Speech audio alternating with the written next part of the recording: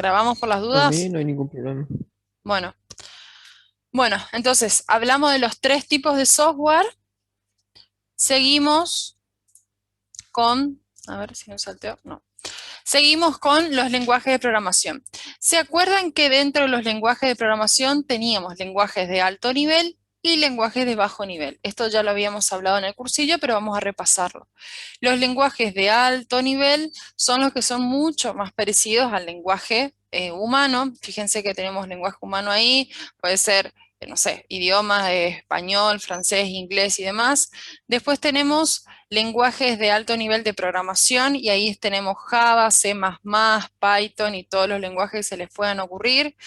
Después tenemos lenguajes de bajo nivel que ya se acercan más a un lenguaje más difícil de entender, a un lenguaje máquina.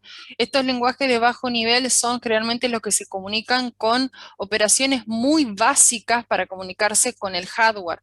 Por ejemplo, con un procesador, con cualquier dispositivo de hardware, son las operaciones básicas que podemos hacer con esos dispositivos. Esos son los lenguajes de bajo nivel. Y después, lógicamente, ya tenemos el lenguaje máquina, que es el lenguaje 0 y 1, que es el que justamente entiende el hardware, ¿sí? Entonces, lenguajes de alto nivel, los que son más parecidos al idioma, y lenguajes de bajo nivel, los que son más parecidos al idioma de una máquina, es decir, los ceros y los unos. Seguimos entonces con el lenguaje de programación Java, ¿sí? Que es justamente el que nosotros vamos a dar en esta materia.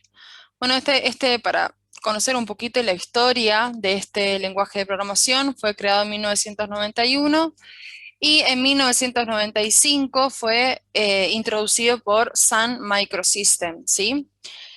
En realidad, en un principio Java fue muy pensado para electrodomésticos, pero después, con el avance del tiempo, fue migrando y ahora el uso de Java es muy amplio. Es un lenguaje de programación orientado a objetos, esto más adelante lo van a dar, lo van a entender mucho más, no quiero confundirlos ahora, pero básicamente en el mundo de la programación tenemos distintos paradigmas. Uno de esos es el orientado a objetos. Es independiente de la plataforma, es decir, es multiplataforma, y es un lenguaje interpretado, es decir, que nosotros, el código que nosotros escribimos en Java, una herramienta que Java tiene que se llama JVM, que traduce ese lenguaje Java al lenguaje máquina, ¿sí? Y bueno, otra de las ventajas que tiene es que tiene una gran documentación, ya que su uso es muy amplio y es gratuito. ¿Qué es lo que necesitamos para instalar, para usar, para desarrollar y para ejecutar eh, Java? Fíjense que yo separo lo que es desarrollo de lo que es ejecución, ¿sí? O sea, una cosa son las herramientas que nosotros necesitamos para escribir código en Java y otra cosa es las herramientas que necesitamos tener instaladas para ejecutar ese código Java. Esto es justamente lo que se está dividiendo acá. El JDK es el software que yo necesito para escribir programas en Java. Son un montón de librerías y herramientas de desarrollo que necesitamos justamente para compilar y ejecutar esas aplicaciones. Después tenemos lo que es el JRE, y esto lo que necesitamos es un entorno mínimo para la ejecución de los programas, y sin estas aplicaciones Java no podría ser ejecutadas con éxito, ¿sí? Entonces, ¿qué necesitamos a la hora de tener un entorno preparado para desarrollar en Java? Tener instalado el JDK y tener instalado el JRE. Además de eso, que son herramientas básicas para tener instaladas, necesito un entorno, una IDE, para yo poder escribir esas líneas de código. Para esto tenemos muchas opciones: Eclipse, NetBeans, Oracle, y Visual Code. Visual Studio Code es la opción que nosotros habíamos utilizado años anteriores. Yo había configurado todas las máquinas del instituto para que ya tengan toda la configuración hecha. De igual manera, si ustedes, es muy potente el Visual Studio Code y es muy versátil, o sea, se puede utilizar con muchos lenguajes de programación. La verdad que es una herramienta muy potente y muy completa. Si ustedes lo quieren instalar, bienvenido sea, o si ya conocen o quieren instalarse alguna otra herramienta en su computadora y no utilizar la herramienta online, bienvenido sea. Entonces, si es que quieren utilizar Visual Studio Code, acá les dejo como unos pasos básicos que tendrían que seguir como para instalarse esta herramienta. Tenemos que tenemos que tener instalado el JDK, así que si no lo tienen, tienen que buscar el JDK, buscar el instalador, descargárselo e instalarlo. Después también tienen que configurar una variable de entorno en su computadora que se llama Java Home. Ahí les dejo los pasos que tienen que seguir como para hacer esta configuración, esta creación de esta variable de entorno. Después tienen que instalar el Visual Studio Code, también los buscan en internet, se descargan la última versión y la instalan.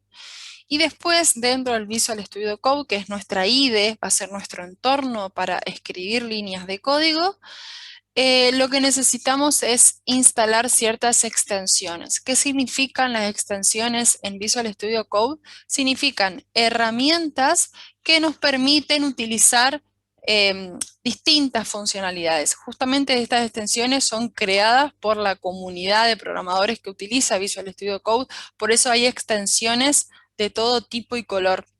Algunas de estas extensiones están creadas justamente para adaptar lo que es Visual Studio Code a lo que es el desarrollo de Java. Entonces, ¿cuáles son las extensiones que nosotros necesitaríamos para programar en Java con Visual Studio Code?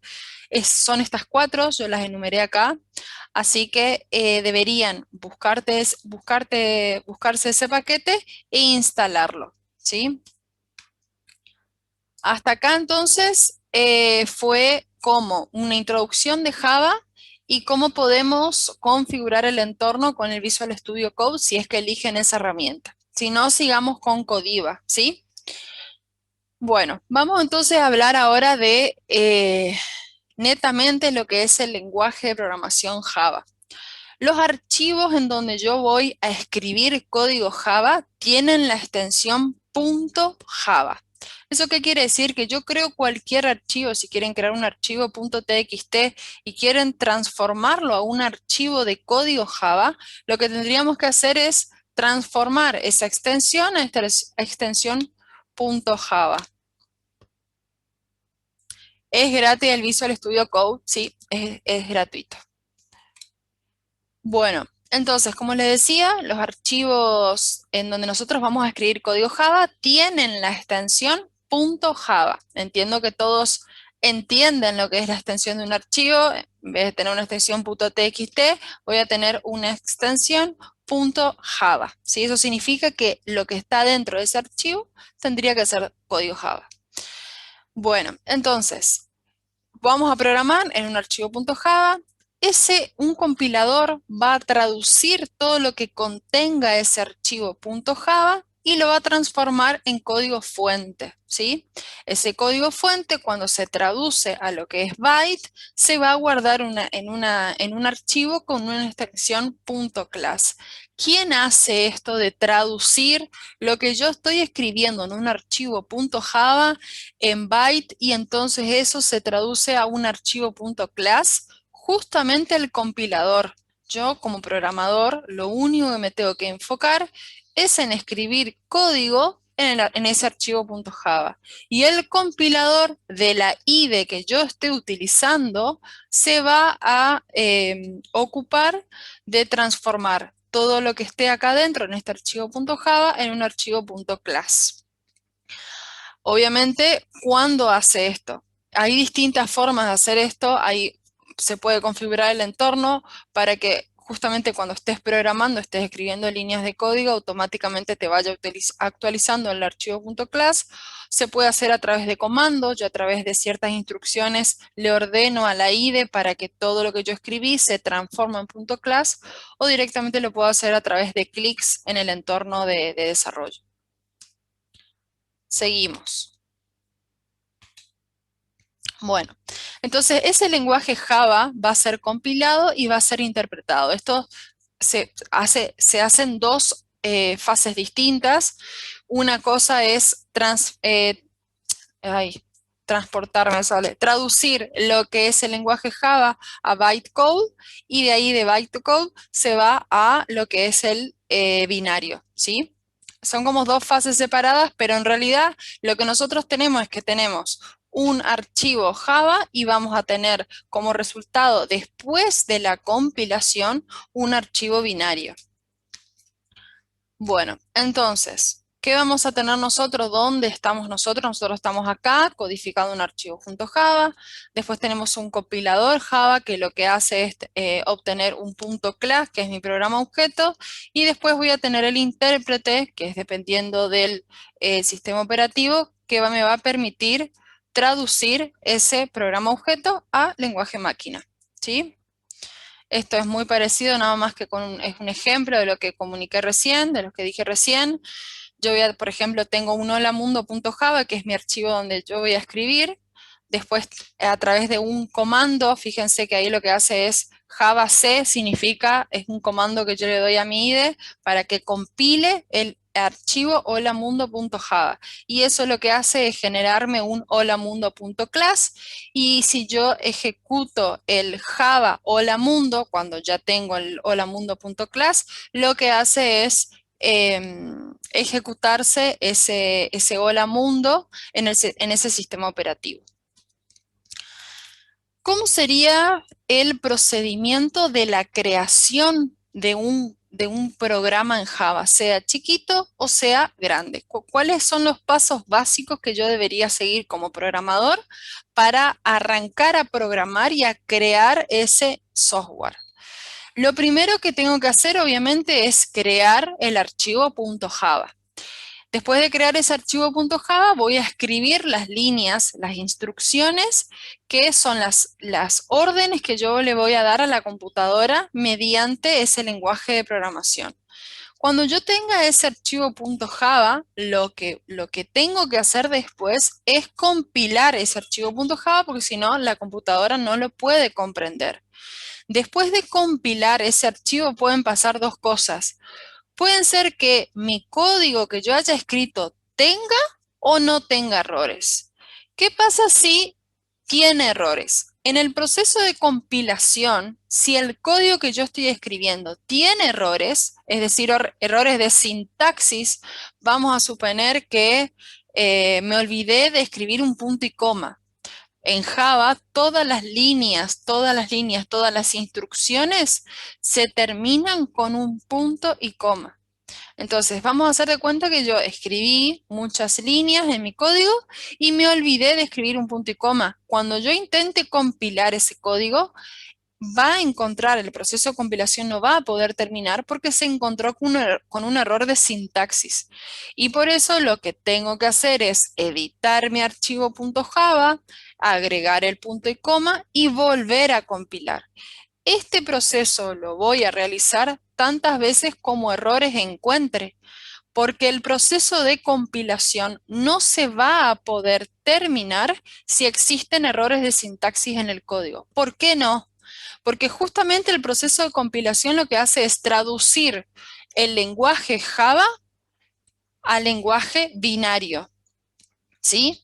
Y si hay algo que el proceso de compilación no lo entiende porque está mal escrito, porque no sigue las reglas del lenguaje de programación, entonces le va a ser imposible traducirlo a un lenguaje binario, si no lo puede comprender porque hay errores. Entonces, voy a tener que modificar mi archivo, mis líneas de mis instrucciones, hasta que ese código esté bien escrito. Y eso va a significar que el proceso de compilación va a poder terminar satisfactoriamente, ¿sí? Entonces, una vez que yo le dé a compilar y no existan errores, lo que voy a poder hacer es ejecutar ese programa. Y cuando ejecute ese programa, lo siguiente que debería hacer es testear mi aplicación para ver si encuentro otros errores que no sean errores de sintaxis, sino que sean errores semánticos, por ejemplo. Vamos a suponer que yo tenía que hacer la suma de dos números y devolver el resultado, y en vez de poner un más para sumar esos dos números, sin querer me equivoqué y puse un signo de multiplicación, es decir, un asterisco. Entonces, ¿va a haber errores de sintaxis en ese caso? No, porque el asterisco es un operador que está permitido y que existe dentro del lenguaje de programación Java, así que problemas de sintaxis no lo hay, pero en realidad no cumple, no soluciona el problema que tenía que solucionar, que era la suma de dos números, ¿sí? Entonces, voy a hacer un proceso de testeo para verificar que todas las instrucciones estén bien y que realmente el algoritmo, el lenguaje de programación y el código que yo escribí resuelva el problema que tiene que resolver, y de esa manera recién voy a tener un programa en ejecución y testeado. ¿Sí? Hasta acá, ¿cómo estamos? ¿Alguna duda? Ninguna, profe. Seguimos Todo bien, entonces. profe. Qué bien, profe, ninguna duda. Ninguna Perfecto. duda. Vamos descargando ya, profe, entonces Java. Todo bien. Sí, se pueden descargar si quieren, pero traten de seguirme mientras tanto. Y ahora empezamos con lo que es sintaxis, y después si quieren les doy un ratito para si se quieren instalar el Visual Studio Code, y si no, lo que les recomiendo para no perder tiempo es que empecemos en lo que es Codiva, ¿sí? Que si bien es muy, muy, muy simple, la verdad es que para arrancar no está mal, ¿está?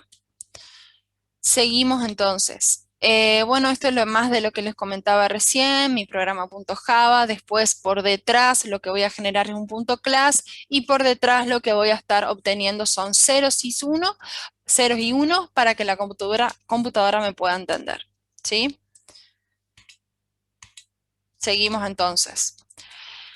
Sintaxis. ¿Qué significa la sintaxis? Significa que yo voy a aprender cómo se escriben las instrucciones específicamente en Java, ¿sí? Yo tendría que estudiar, vamos a ver, si quiero aprender el lenguaje C#, me tendría que estudiar la sintaxis del lenguaje C#. En este caso, me tendría que aprender la sintaxis de Java. Vamos entonces con los que son los datos simples. ¿Se acuerdan de datos simples cuando vimos la parte teórica? ¿Sí? Dentro de los datos simples tenemos tipos numéricos y tipos no numéricos, ¿sí? En lo que son los tipos numéricos tenemos tipos enteros y tipos de coma flotante. Vamos a lo que son los datos enteros. En Java, si nosotros queremos declarar, una variable que sea del tipo entera lo más chica posible, ¿sí? Tenemos que usar la palabra reservada byte, ¿sí?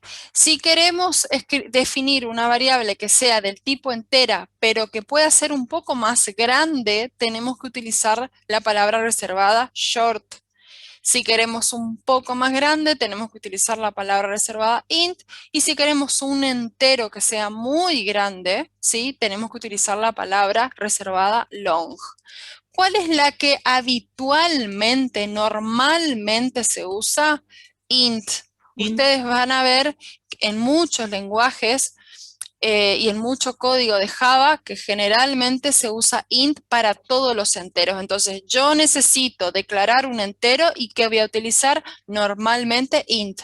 Ahora, si necesitamos enteros que son muy chicos, lo que yo puedo es utilizar un byte o un short, pero es como una regla general que lo que más se utiliza es int. A ver, ¿qué beneficio me trae utilizar uno y otro? Que si yo sé que mi entero es un valor muy chico, en realidad no necesito tantos bits para guardar ese valor. Entonces, que yo defina como un byte me ahorra espacios de memoria, ¿sí? Esa sería la ventaja o la desventaja de utilizar uno u otro. Va a ser más Entonces, eficiente, digamos. exactamente, mucho más eficiente. Entonces, si queremos regirnos, digamos, por lo que el manual dice, deberíamos saber cuál es el tamaño del valor que yo quiero guardar, y de acuerdo a eso definir cuáles de los 4 tipos de datos en Java voy a tener que utilizar. Como regla general, la que siempre se utiliza es int, ¿sí? Vamos entonces, estos son valores enteros, Disculpe, perdón. Sí. eso puede hacer, digamos, que en todo el código del programa, si en Sí. todo el código se utilizó int, para variables que no pasaban de 8 bits. Sí. Puede ser que ahí se dice que el programa es más pesado, puede ser, o no. No es que el O no programa, tiene que ver con eso. no es que el programa sea más pesado, sino que en la ejecución de ese programa te va a estar ocupando más espacios de memoria sin Va a necesidad. consumir más memoria. Exactamente, va a consumir más memoria sin necesidad, ¿sí? Ok. Bueno, seguimos con tipos en coma flotante. Los tipos en coma flotante, obviamente, entonces ya no tenemos números enteros, y acá tenemos lo mismo, podemos usar float o podemos utilizar para tener más precisión, es decir, yo tengo más números después de la coma, puedo definir como doble, ¿sí? Entonces, cuando defino números decimales, puedo definir como float o como doble, ¿sí? Y para tipos no numéricos, tipos de datos no numéricos, tenemos los booleanos, que se acuerdan que podían tomar solamente dos valores, 0 o 1, o true o false, como lo quieran llamar, y estos se definen con la palabra reservada boolean. Y los tipos de datos de Pero, carácter, ¿sí? disculpe, ¿podría explicar de vuelta los tipos en coma flotante? Sí. Cuando yo necesito guardar números reales, ¿sí? No números enteros, sino números reales, el tipo de dato que yo necesito definir en mi variable tiene que ser un tipo de dato que acompañe el valor que yo voy a guardar, es decir, uno que soporte datos reales. ¿Cuáles son los que soportan datos reales? Los dos que estamos viendo acá, tipo float y tipo doble. Entonces, si yo necesito definir una variable porque voy a guardar un dato de tipo real, vamos a suponer que puede ser un dato de tipo real, el peso de una persona, que tengo, no sé, ¿cuánto pesas? 65,300 gramos, ¿sí? Eso es un dato real, entonces necesito guardarlo en una variable que pueda alojar ese dato real, ¿sí? Entonces, o elijo float para definir esa variable o elijo doble. ¿Está? O float o Sí, doble. profe. Entonces, ¿cómo sé cuál de los dos elegir? Dependiendo de la precisión que yo necesite. Si necesito menor precisión, voy a elegir float, y si necesito mayor de precisión, puedo elegir lo que es el doble, ¿sí? Vuelvo a repetir, puedes elegir indistintamente uno u otro. Vamos a suponer que no necesitas tanta precisión, es decir, no necesitas tantos valores numéricos después de la coma, ¿sí?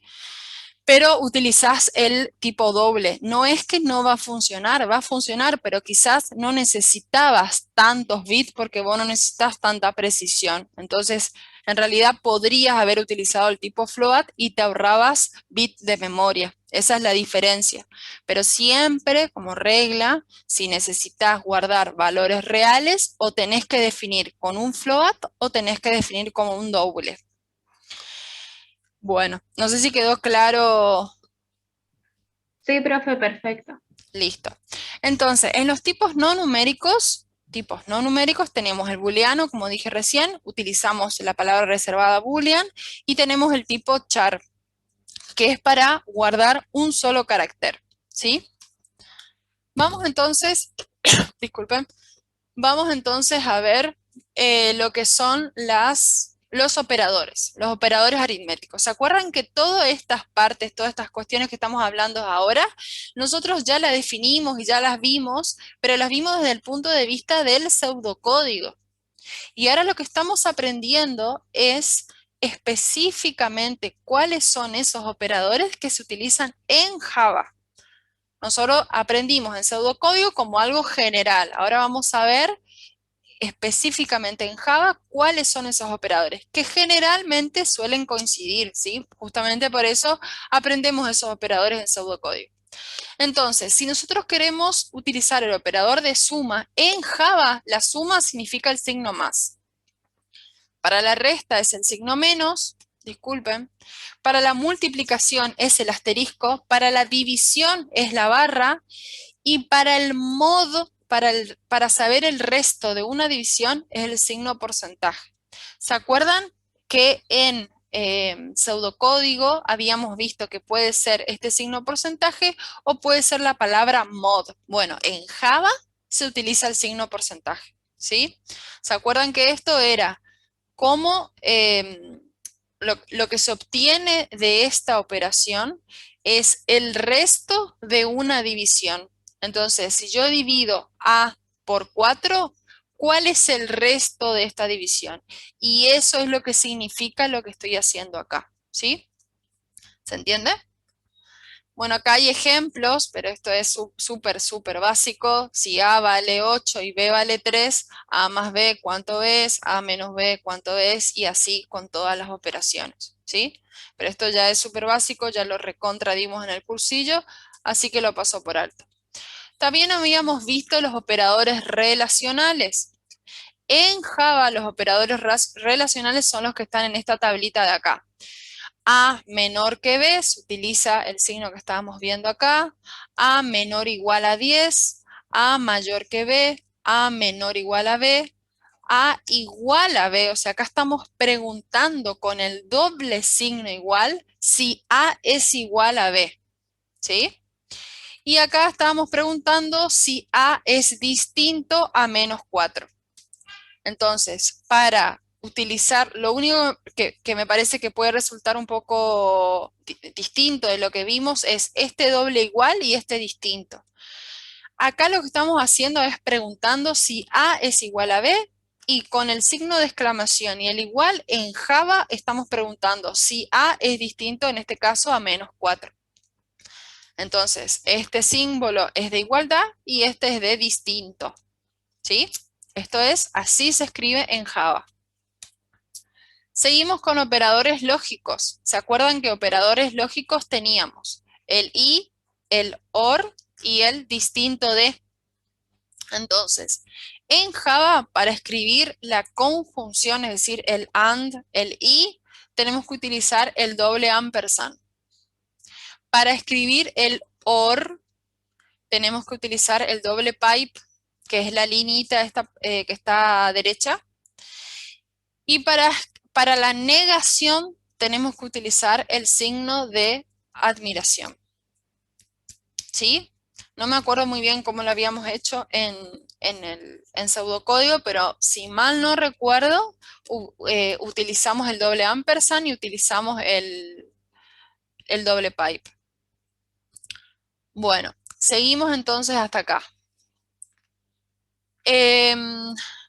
La operación, la acción en realidad, la acción simple de la asignación. ¿Se acuerdan que la acción de la asignación significaba asignarle un valor a una variable? ¿Qué es una variable? Un espacio de memoria. Entonces, ¿qué símbolo se utiliza para eso? El signo igual. ¿Cómo entonces vamos a ver un ejemplo de cómo guardar el resultado de una suma en una variable?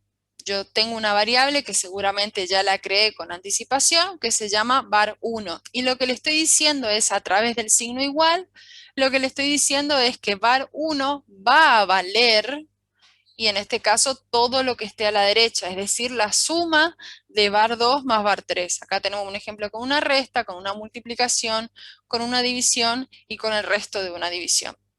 ¿Sí?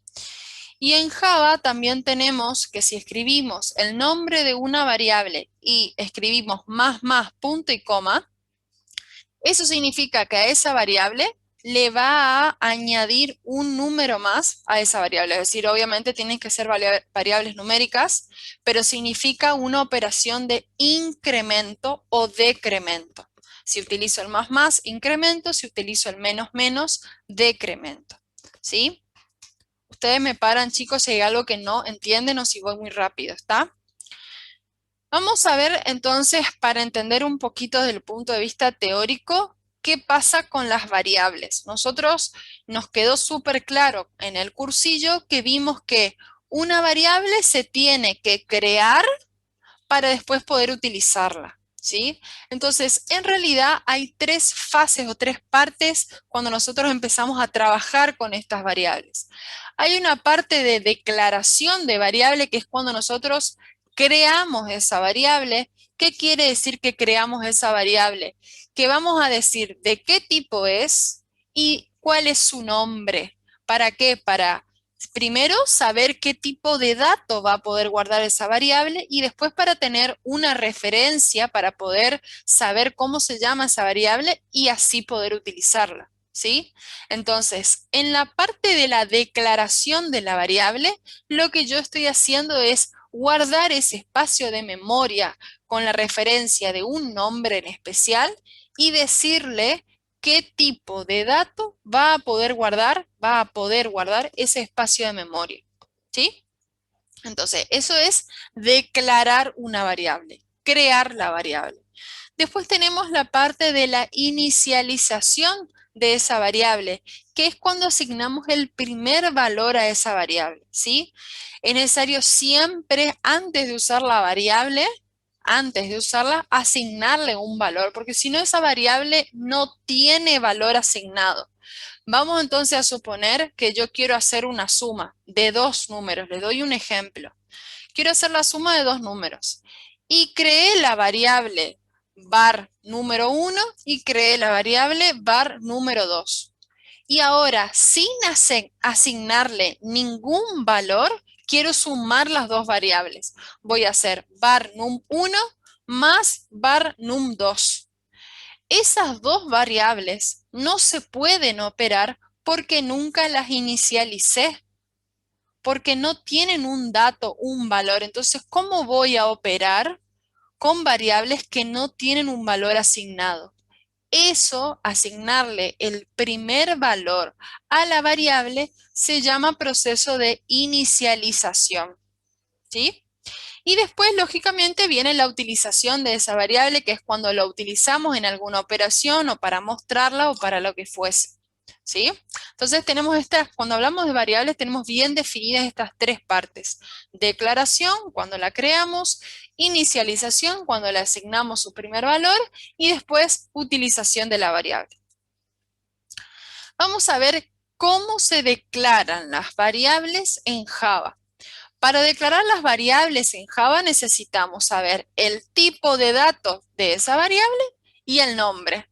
Entonces, fíjense en este ejemplo de acá, el primero, que yo tendría que definir el tipo. Vamos a suponer que puede ser un string. String no vimos hasta ahora porque no son datos simples, pero habíamos visto char. El string es cadena de caracteres, ¿sí? En Java la cadena de caracteres se define con el tipo de dato string, ¿sí? Entonces, si yo quiero definir un tipo de dato de caracteres, entonces defino que ese tipo de dato va a ser de tipo string, ¿sí? Y el nombre, le puedo poner el nombre que yo quiera a esa variable. En este caso lo llamé nombre. Punto y coma, como cualquiera de todas las instrucciones que escribo en Java. Recuerden que al finalizar una instrucción, tengo que finalizar con un punto y coma siempre. En esta segunda línea vemos un ejemplo de cómo podemos crear tres variables en una sola instrucción. Es decir, en vez de crear string nombre 1, punto y coma, string nombre 2, punto y coma, string nombre 3, punto y coma, podría directamente hacerlo de esta manera. String nombre 1, coma nombre 2, coma nombre 3, punto y coma. ¿Sí? Me estoy ahorrando líneas de código. Y después, fíjense que en el tercer caso, lo que estoy haciendo es creando una variable y asignándole un valor en una sola línea de código, ¿sí? Entonces estoy haciendo la parte de la declaración y la inicialización en una sola línea de código. Esto lo puedo hacer así o lo puedo hacer en dos pasos. Fíjense, vamos a ver el ejemplo que tenemos acá. Tenemos una variable que se llama nombre, que solamente va a guardar datos de tipo string y ya en la misma línea le estoy diciendo que va a alojar el dato Sandra, punto y coma.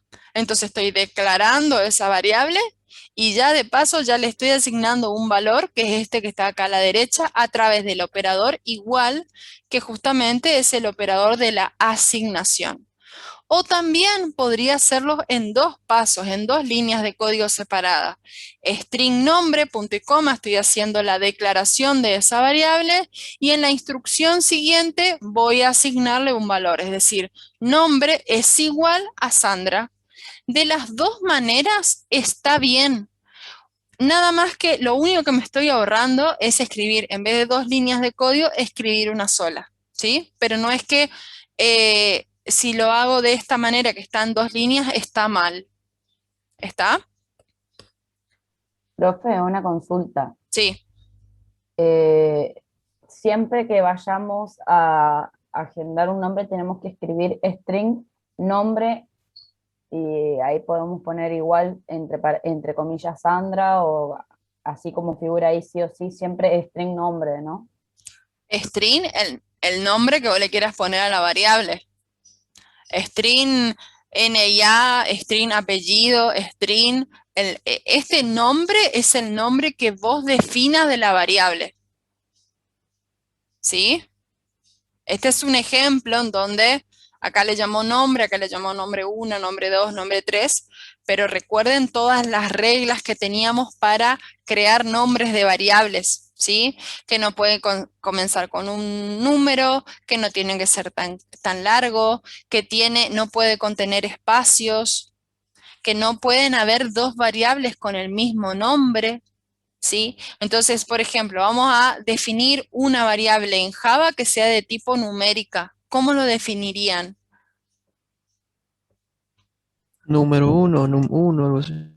Bueno, ¿y cómo quedaría esa línea de código completita, declarando, inicializando, por ejemplo, esa variable?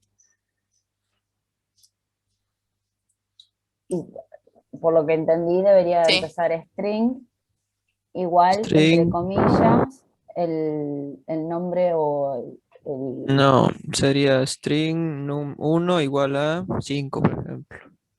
¿Seguro que tienen que utilizar un string? No, int. No, puede No, int. ser, perdón, o int. Perfecto. Recuerden que siempre el tipo de dato que va a poder alojarse en esa variable tiene que ver justamente con la declaración. Es decir, yo quiero guardar datos de tipo numérico. ¿Qué tipo voy a poner acá? Y puede ser tipo int, puede ser de tipo doble si es decimal, puede ser de tipo byte si es un entero muy chiquitito, ¿sí? Pero siempre lo que yo defino acá es lo que esta variable va a poder guardar. Yo acá la definí como string, por eso le estoy pasando un dato entre comillas, porque recuerden que los datos entre comillas son textos. Entonces, si yo quiero definir una variable que pueda guardar tipos numéricos, vamos a lo que son datos numéricos, acá, tendría que definir una variable con cualquiera de estas opciones. Es decir, int, nombre de la variable, igual a lo que puede guardar. Si es entero, puede guardar números enteros. Entonces, por ejemplo, igual a 5. ¿Sí? Acá, ¿qué podría guardar? Doble variable ejemplo 2 es igual a 10,5. Y tipos no numéricos, ¿cómo podría guardar? Char, ejemplo 3, es igual a C, la letra C. Y booleano sería boolean, ejemplo 4, es igual a true. ¿Sí? ¿Se entiende? Sí, ahí entendí. Cada tipo de dato va a definir cómo voy a crear esa variable. Si yo, por ejemplo, declaro una variable de tipo entero y después le asigno un número decimal, por ejemplo, ¿me daría un error o algo así o qué pasaría? Mira, eso depende del lenguaje de programación. Muchas veces si vos llevas, a ver, hay lenguajes de programación que vos tenés una variable de tipo entera y le estás guardando un dato decimal y solamente te toma la parte entera y la parte decimal la descarta. No te da error. ¿sí? Y hay otros Ajá. lenguajes de programación que vos le asignás un valor y te da error porque no es el mismo tipo de dato. Pero ahí hay cosas que se pueden hacer, hay herramientas de casteo, se dice, y es transformar un tipo de dato de un tipo a otro, digamos. O sea, es transformar, por ejemplo, un tipo de dato decimal a un tipo de dato numérico. O transformar un tipo de dato de texto a un tipo de dato numérico. Se puede hacer eso. Por ejemplo, ¿cuándo se va a poder hacer eso? Si yo tengo int Eugenia es igual a, y entre comillas, un 5, yo si quisiera podría transformar ese texto que es un 5 a un número. ¿Se entiende? No los quiero confundir, pero hay ciertas herramientas que me provee el lenguaje de programación para convertir tipos de datos. ¿Sí? Sí, sí, se entiende. Listo. Seguimos entonces. Declaración de constantes. Hasta ahora lo vimos a nivel solamente teórico, pero ¿se acuerdan que una constante es muy parecido a una variable, es un espacio de memoria, pero que no varía, por eso es una constante. Entonces voy a tener un espacio de memoria al igual que una variable, voy a tener un tipo de dato al igual que una variable y también un nombre para hacer referencia a esa constante. Pero la diferencia es que el valor que yo le asigne a esa constante no se va a poder modificar en todo lo largo de mi programa, ¿sí? En una constante justamente no se puede modificar, así que una vez que yo le asigno un valor, ese valor va a ser el de esa constante. ¿Cómo se define una constante en Java? Con la palabra reservada static final, ¿sí? Después el tipo y después el nombre como cualquier variable. ¿Está? Entonces, cada vez que ustedes vean o cada vez que ustedes necesiten definir una constante, pueden utilizar esta forma de acá para definirla. Static final significa que lo que viene después es una constante. ¿Estamos hasta acá? Sí. Seguimos Sí, entonces. listo, profe. Seguimos. Lo que vimos hasta ahora son formas de escribir cosas muy básicas en Java, ¿sí? Pero aparte, Java nos provee herramientas que ya están desarrolladas, que se les llama paquetes, que me dan facilidades en ciertas cosas. Por ejemplo, si yo quiero utilizar funcionalidades que tengan que ver con el lenguaje, yo podría utilizar el paquete lang. ¿Qué significa este? Que el paquete lang tiene adentro un montón de funcionalidades y herramientas que yo puedo usar como desarrollador que me dan, perdón, que me van a dar facilidades para lenguaje específicamente. Lo mismo con util, lo mismo con IO, lo mismo con text y lo mismo con AWT. ¿Por qué están ordenados en estos paquetes? Porque cada paquete cumple una función en especial. Por ejemplo, si yo quiero tener funcionalidades para leer archivos, para escribir archivos, para modificar archivos, para agregar líneas, lo que sea, todo lo que sea referente a archivos, tendría que utilizar un paquete en Java que se llama IO, que es este de acá. Entonces, yo importando ese paquete, es decir, declarando que quiero utilizar esas funcionalidades, lo que hace Java es proveerme de todas esas herramientas para que pueda ser mucho más fácil programar esa funcionalidad. Entonces, vamos a suponer que yo estoy escribiendo un programa y que justamente uno de los requerimientos de ese programa es leer un archivo de texto. Es leer un archivo de texto, modificarlo y volverlo a escribir. Fíjense que con todas las funcionalidades que vimos hasta ahora de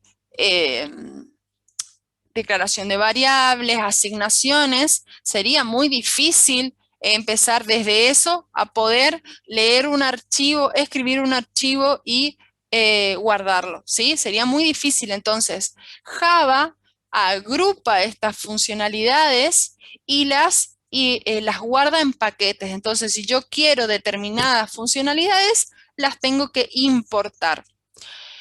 ¿Cómo se importa estos paquetes? ¿Por qué en un programa ya no importo todos los paquetes que necesito y listo, se terminó mi problema? Porque justamente acá tiene que ver el tema de lo pesado que va a ser mi programa y de lo eficiente que va a ser.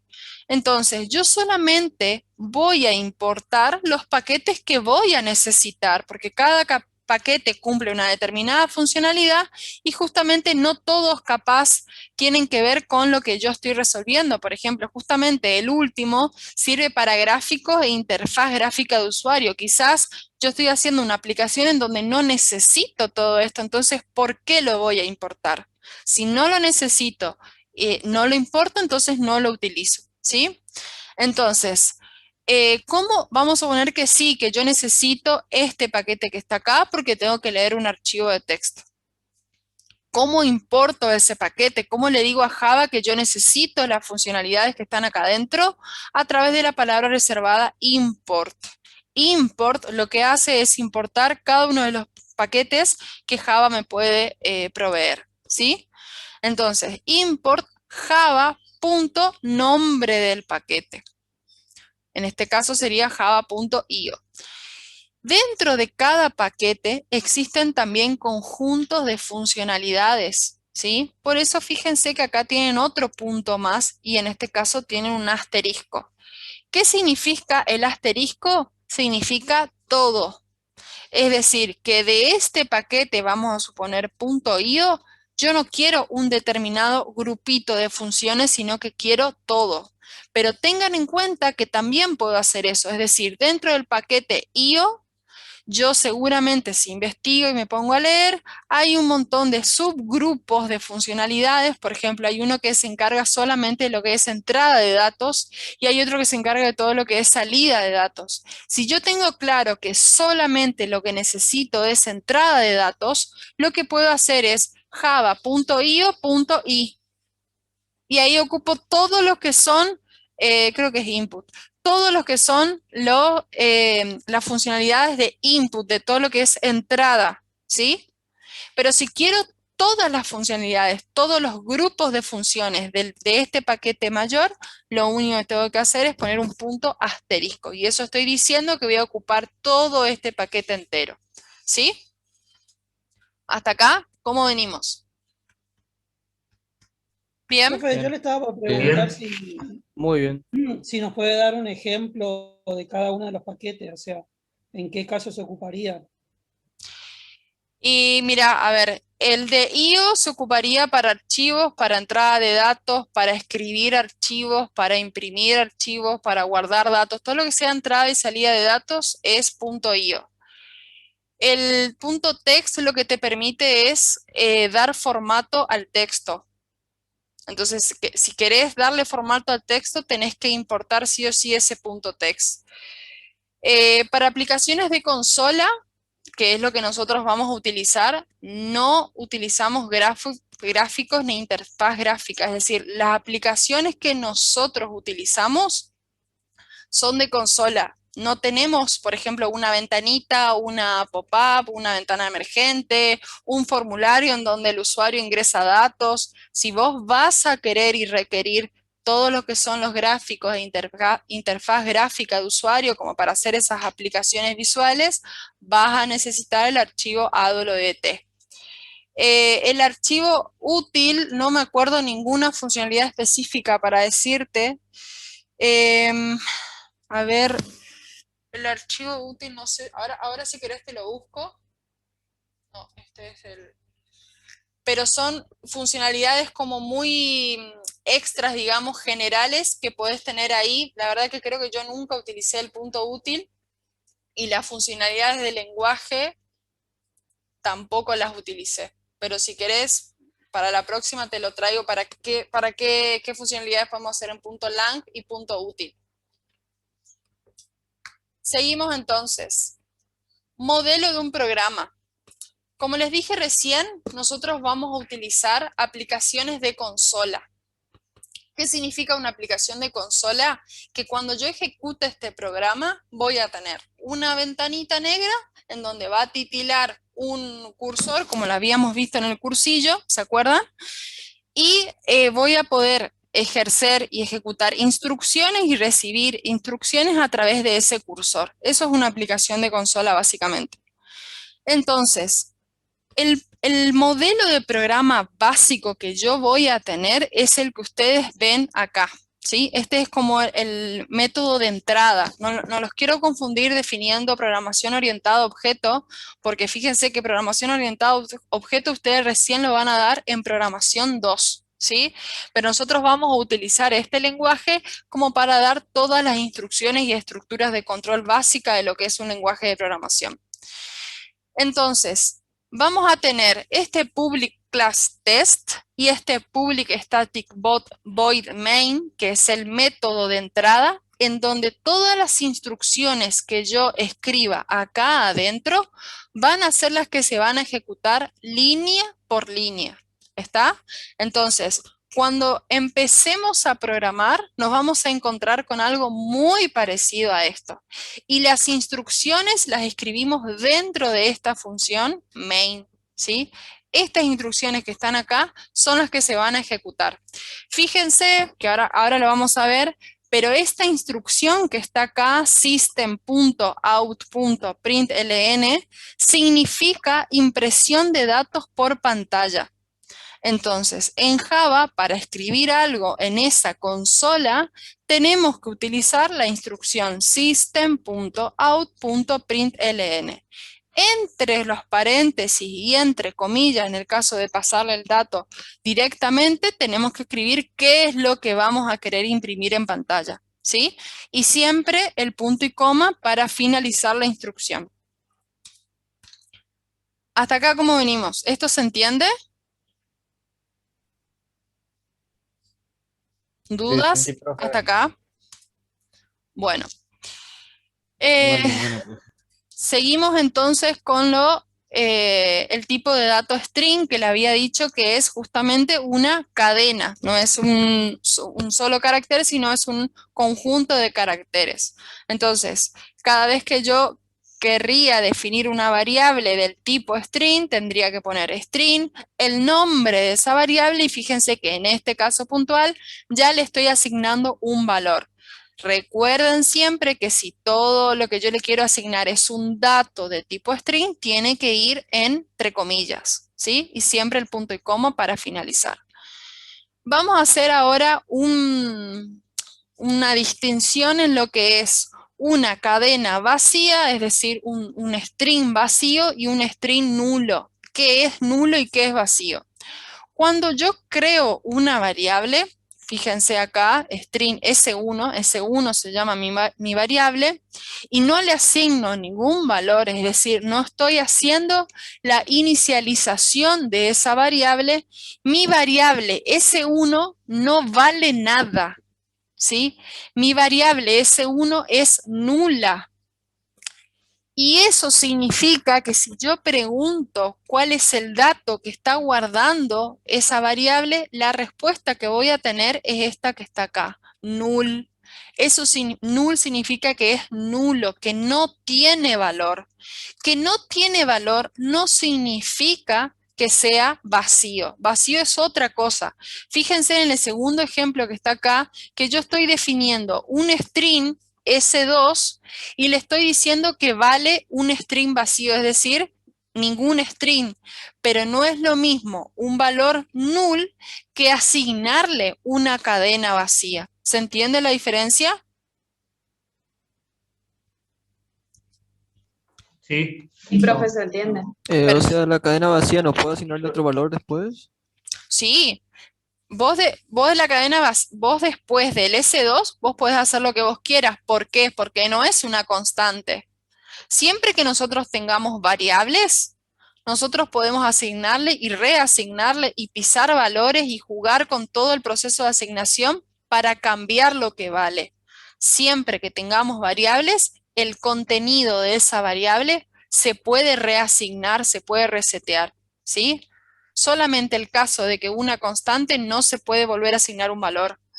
Entonces, si yo, fíjense, acá tengo un S1 y vale null, lo que justamente tengo que hacer es asignarle un valor si es que quiero usar S1. Entonces, lo que tendría que hacer acá es decir, S1 es igual a hola, ¿cómo estás?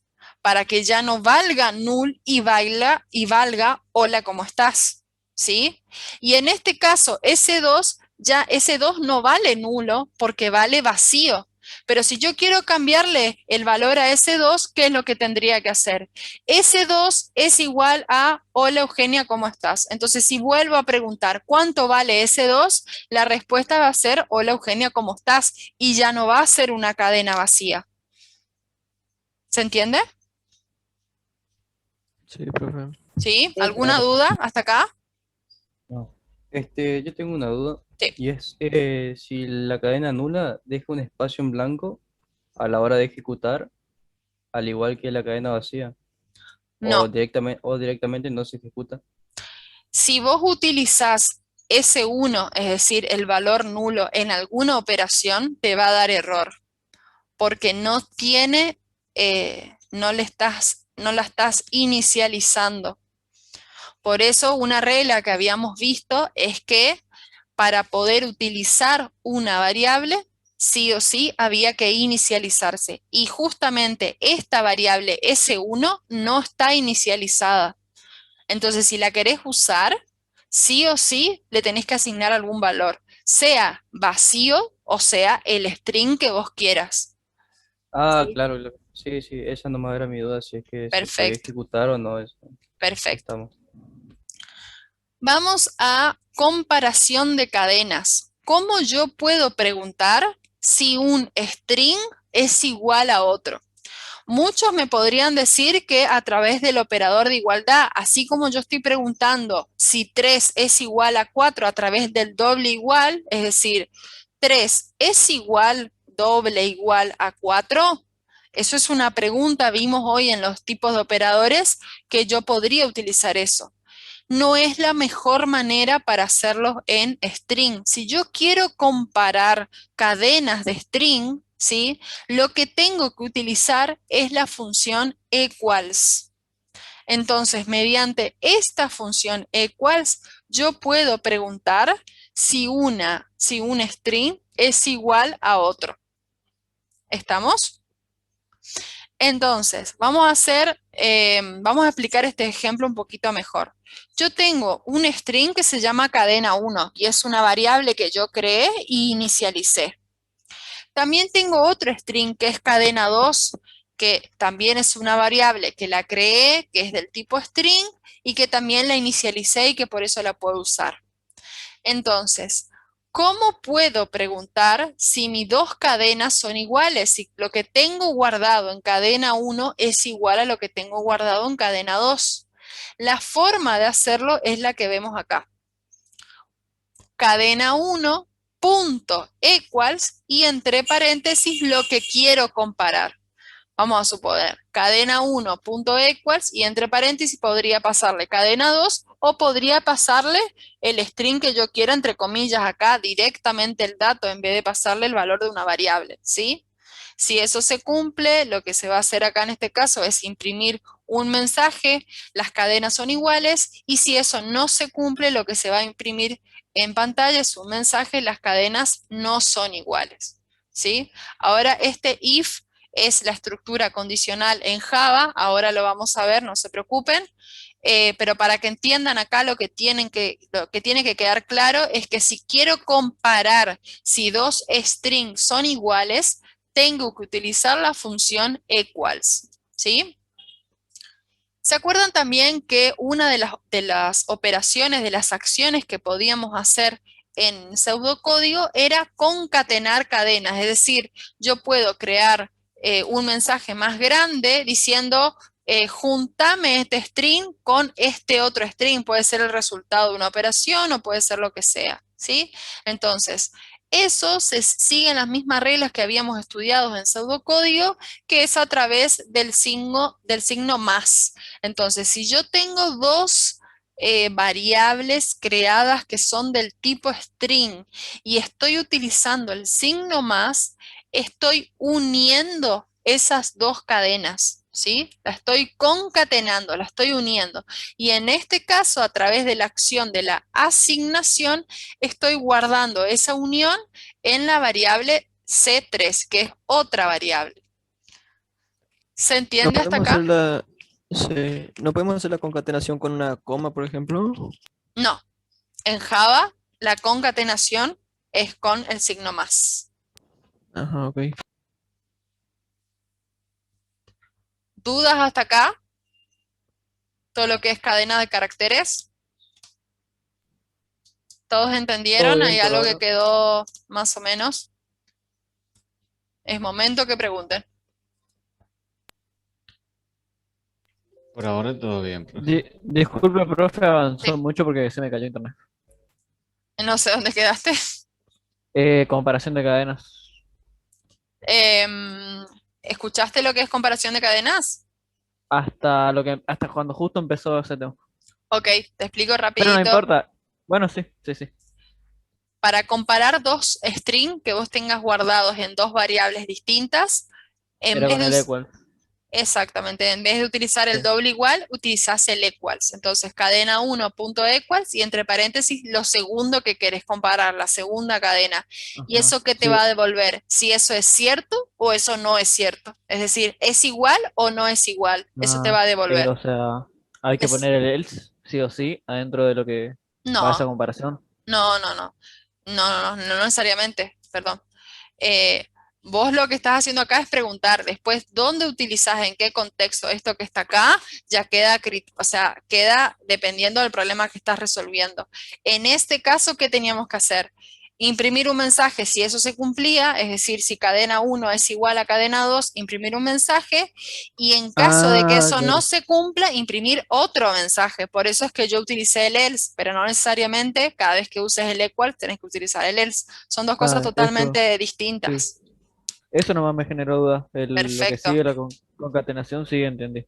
Entiendo. perfecto, perfecto. Y la, Profe, sí, Gracias. profe, perdón, ahí en comparación de cadenas, sí, en la variable cadena 2, quiero preguntarle si usted dijo que se puede poner en lugar de la variable el nombre, el valor. Por ejemplo, si cadena 2 vale 5, entre paréntesis se pone 5 en lugar de cadena 2, ¿puede ser? sí, En puede ser, comparación. pero siempre Ah, con comillas, porque estamos hablando de ah, datos de tipo string. Es bueno, más, vos en vez de poner cadena 1, vos directamente podrías poner, o sea, comillas, hola, cierro sí, comillas, punto equals, paréntesis, comilla, hola, cierro comillas. O hola, ¿cómo estás? Lo que quieras comparar. O sea, claro. lo que voy es la variable o el dato que puede guardar esa variable es lo mismo. Cada vez que nosotros tengamos una variable, puede estar o la variable o el dato. ¿Sí? Porque es lo Mm, mismo, porque cuando yo pongo el nombre de una variable, en realidad lo que estoy haciendo es, cuando se ejecute esa línea, es ir a memoria, rescatar lo que vale esa variable y ahí recién hacer la ejecución de esa línea. ¿Se entiende? claro, entiendo. Sí, Perfecto. gracias. Bueno, seguimos entonces con lo que son las estructuras condicionales, ¿sí? Dentro de las estructuras condicionales, no sé si quieren hacer un breve repaso, pero entiendo que estábamos todos al día con esto.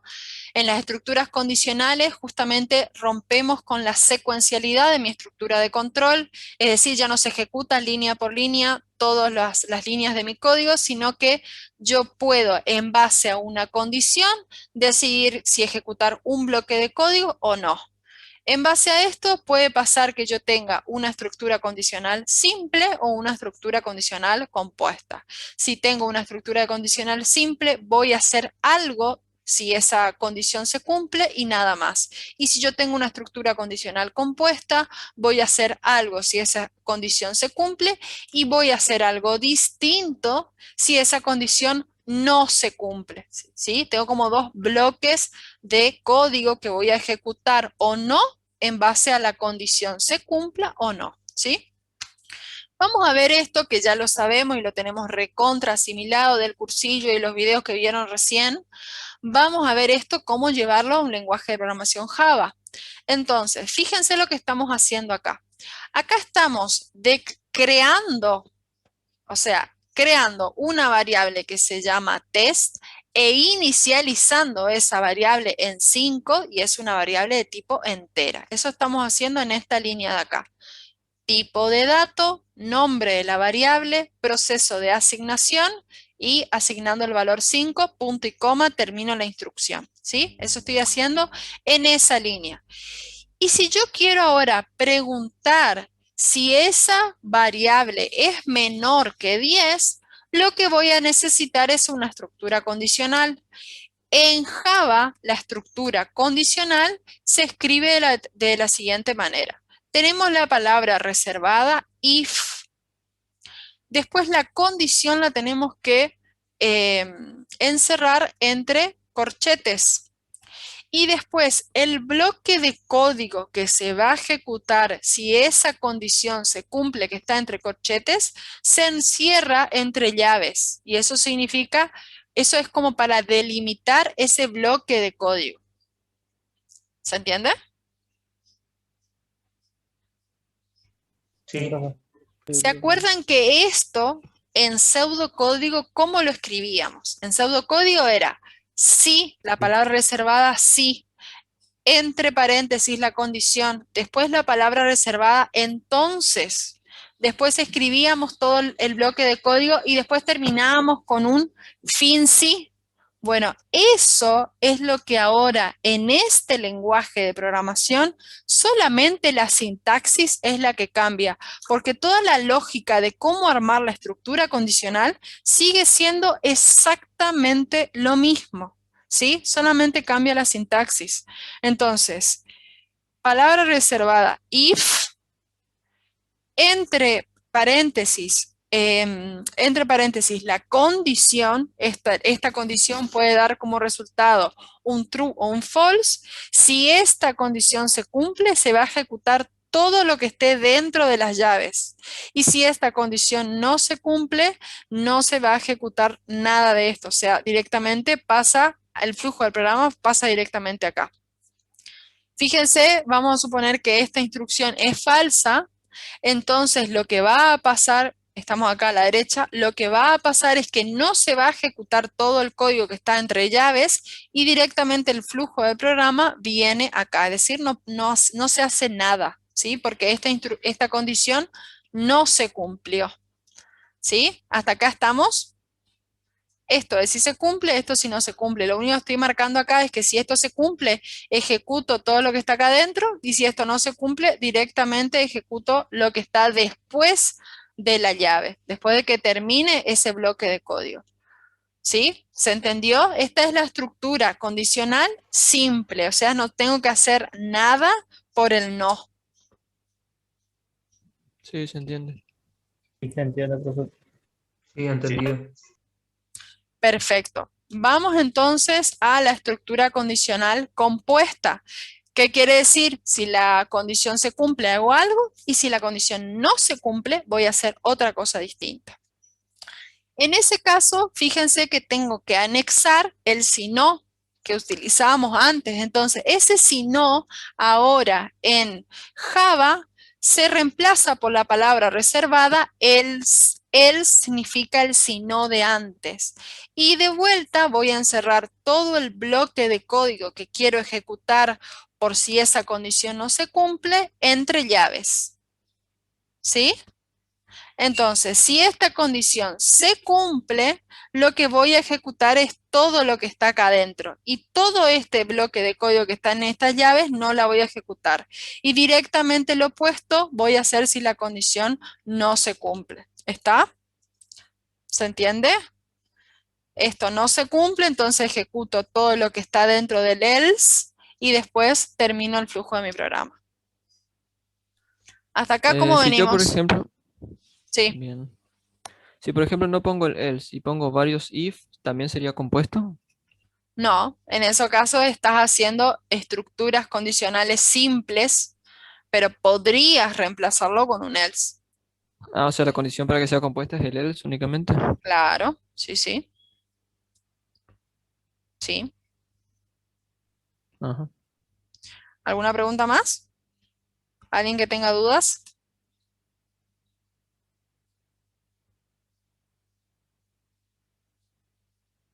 ¿No? Bueno, seguimos entonces. Salida de datos por pantalla. ¿Qué vamos a ver? Creo que tengo algo en el chat.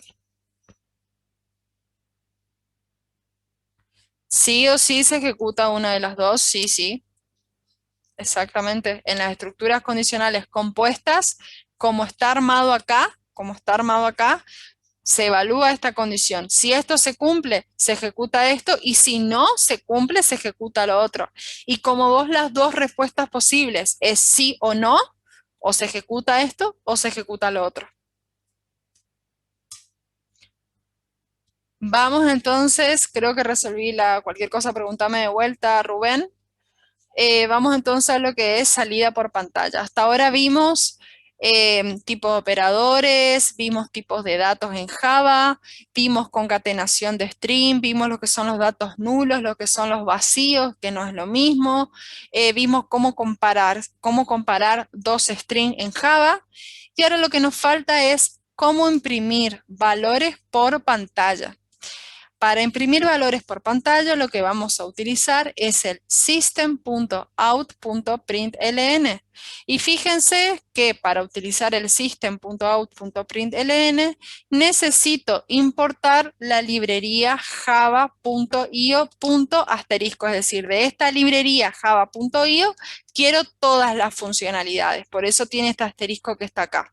Cuando yo tenga importada esta librería, este paquete, lo que yo voy a poder utilizar, entre otras cosas, es esta instrucción que está acá, system.out.println.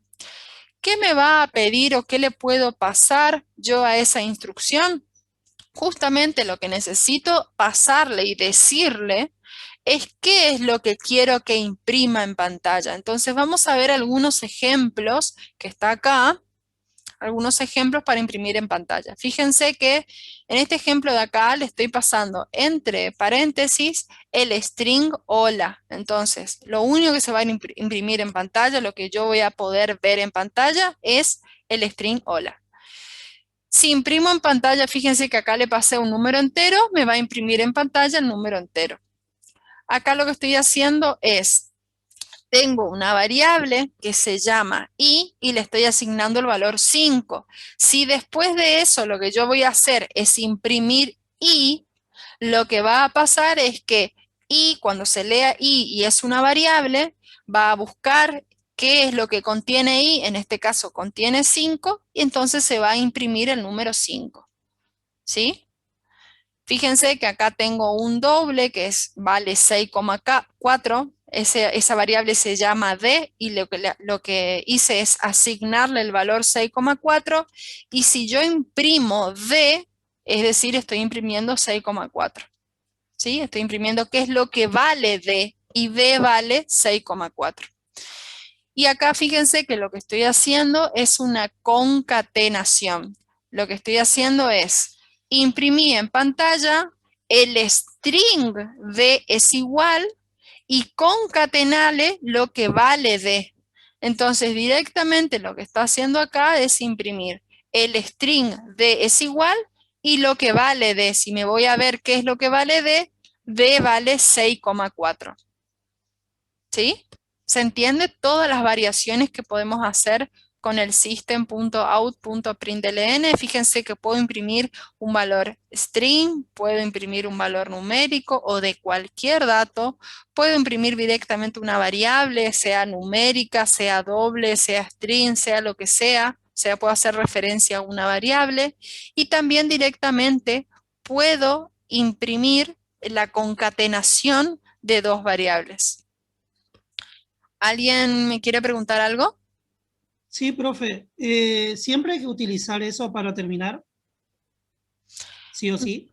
No, para nada. No siempre hay que utilizarlo. El problema es que generalmente los enunciados de los problemas y los algoritmos que tenemos que resolver te dicen que tenés que resolver algo y tenés que mostrárselo al usuario, ¿verdad? O sea, siempre mostrárselo al usuario. Entonces, ¿cuál es la manera que nosotros tenemos de mostrarle algo al usuario? A través de la pantalla. Entonces, si queremos imprimir algo en pantalla, en Java, esta es la manera. Entonces, si querés mostrar un resultado, si querés mostrar no sé, los nombres que ingresaste por teclado, lo que vos quieras mostrar, por ahora lo que hacemos es mostrarlo a través de la herramienta system.out.println. No sé si eso era la pregunta. Sí, sí, profe. No Perfecto. entendí. Ahí le hicieron una pregunta sobre print y println. La diferencia. Ok, la diferencia, ay, disculpe. Creo igual que era mi última, sí. La diferencia entre print y println es que una hace o sea, si yo escribo solamente println, lo que hace es imprimir y hacer un salto de línea, ¿sí? Entonces, si yo escribo hola, imprime hola en pantalla y el cursor directamente ya va abajo. Si yo no hago eso, si yo no escribo println y solamente utilizo print, lo que hace es imprimir y el cursor queda en la misma línea. Es decir, que si yo, en este caso, si yo tendría system.out.print, hola, y después system.out.print 5, en la misma línea me quedaría hola 5. ¿Se entiende? No hace el salto de línea. ¿Alguna otra pregunta? Yo, profe, ¿era sí o sí necesario poner el import Java.io Sí, o no? sí, es Porque creo necesario. que si es por ejemplo para un Hola Mundo, por ejemplo, con la clase y el main es suficiente o no.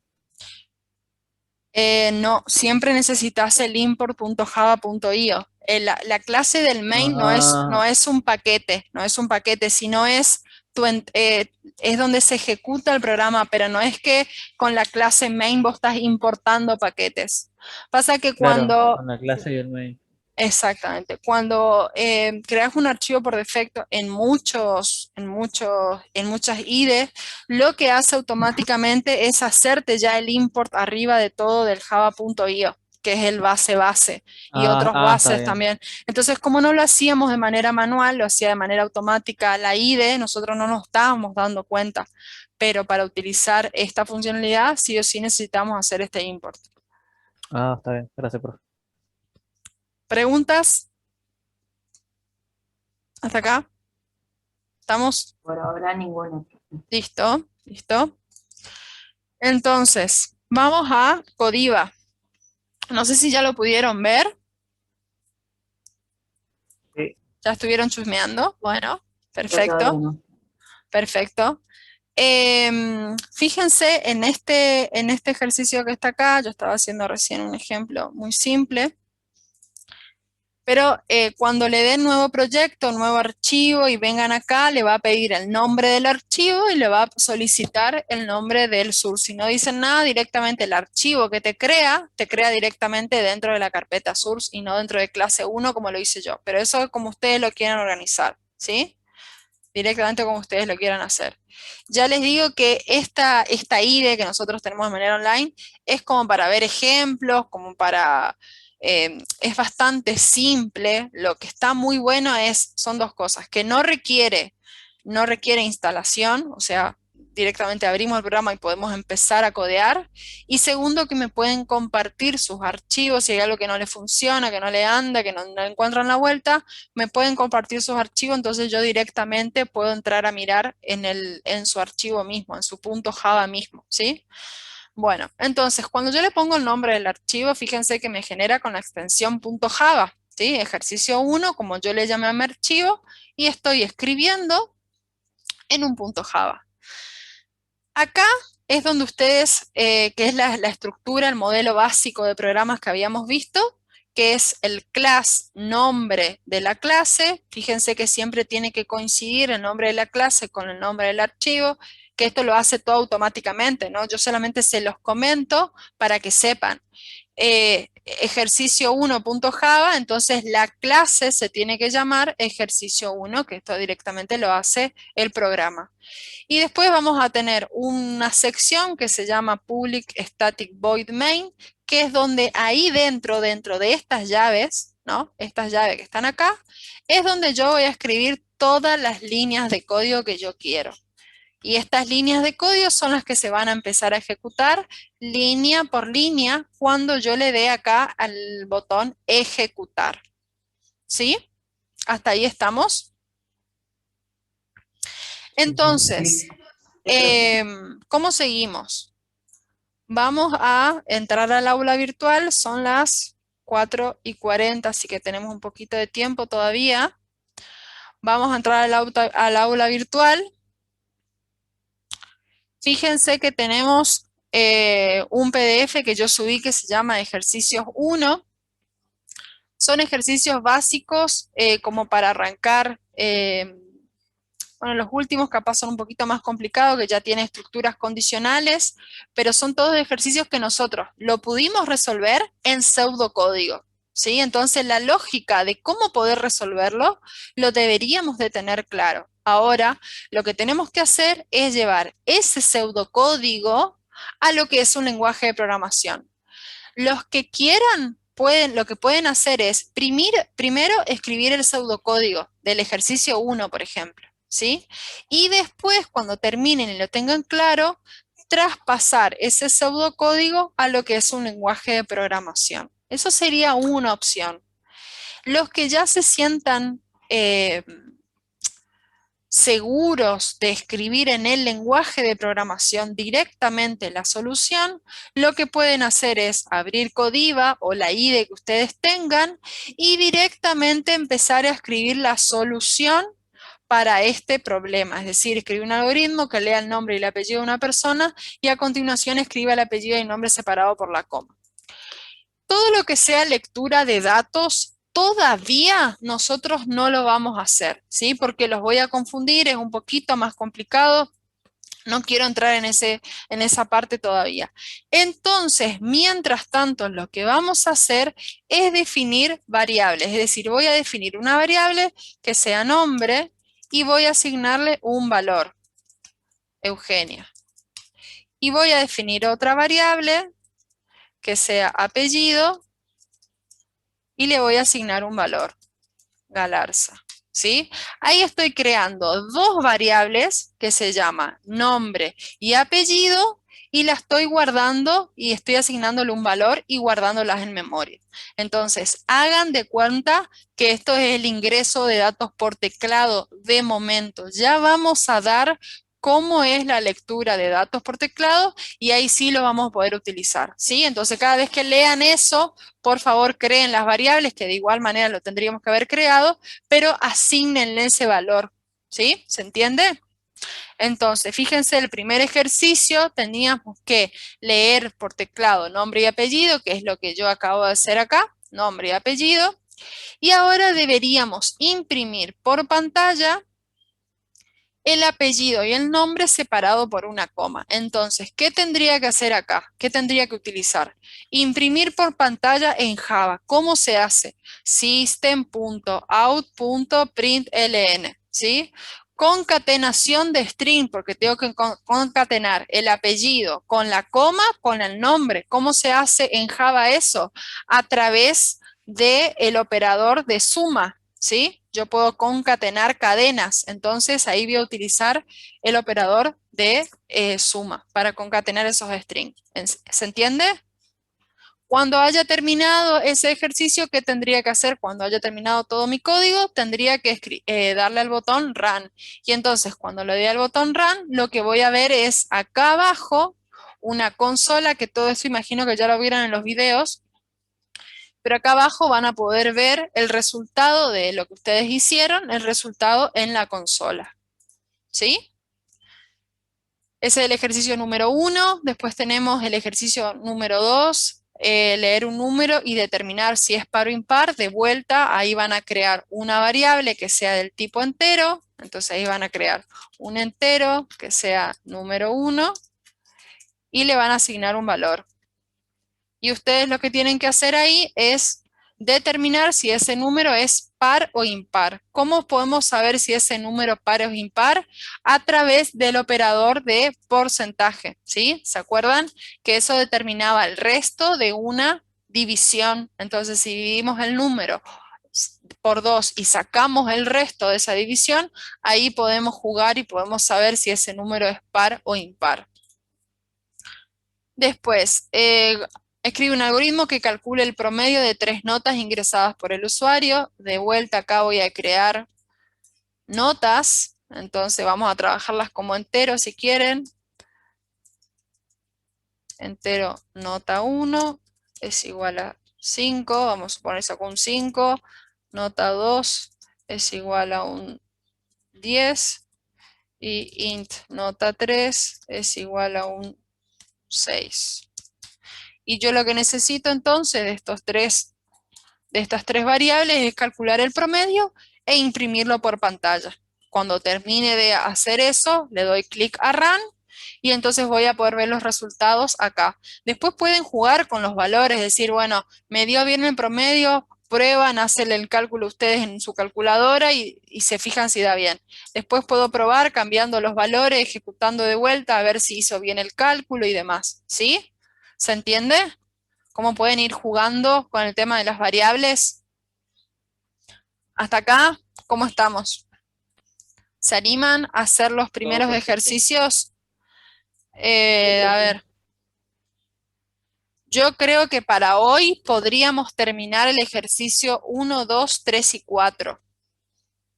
¿Sí? El ejercicio 5 es más bien para hacerlo cada uno, para entender, digamos, cuál es el resultado de cada uno. No es que esto se hace en un lenguaje de programación ni nada, así que esto es hacer cálculo nada más. Y después dejamos los 6, 7, 8, 9 y 10 para la clase que viene. ¿Les parece bien? Sí. Bueno, entonces... Profe, del 6 al 10 lo dejamos para la clase que viene. sí, en realidad del 5 al 10, porque el 5 lo podemos resolver en clase o ver para controlar si todo está bien, si tenemos igual o no. Pero esto es muy parecido a los ejercicios que nosotros hicimos en el cursillo.